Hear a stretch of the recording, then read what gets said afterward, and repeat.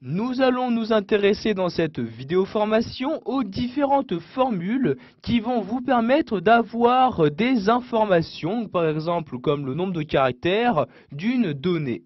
Donc je vais par exemple ici insérer une première formule dans cette cellule-ci. Donc je sélectionne la cellule, puis j'insère ici mon égal.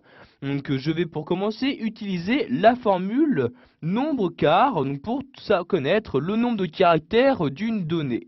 Donc je commence par saisir la donnée, donc vous voyez comme ceci, il s'agit donc de cette formule, je double-clique ici pour l'insérer.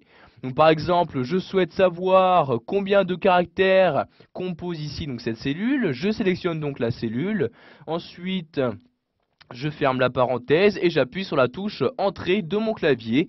Et voyez par exemple, cette cellule contient 15 caractères. Je vais ici remodifier donc la formule en double-cliquant sur la cellule.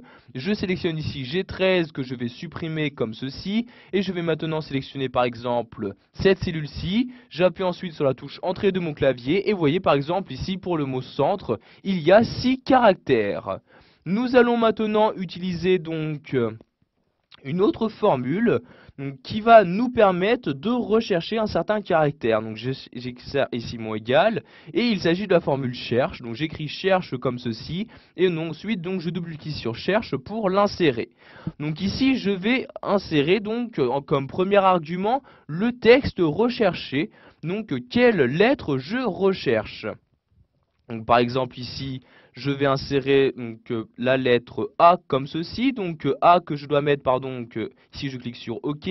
Je dois bien faire attention à mettre le A entre guillemets comme ceci. Ensuite j'insère un point virgule. Je sélectionne donc dans quelle cellule je recherche ce mot-ci. Donc ici par exemple pour cette cellule-ci. Ensuite, j'insère de nouveau un point virgule. Et ici, comme dernier argument, je précise à Excel à partir de quel caractère je souhaite effectuer ma recherche.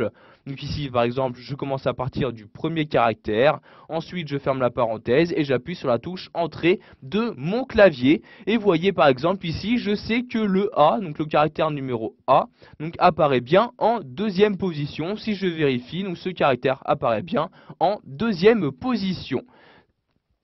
Voilà, vous avez maintenant la possibilité de trouver des informations sur le texte inséré dans Excel.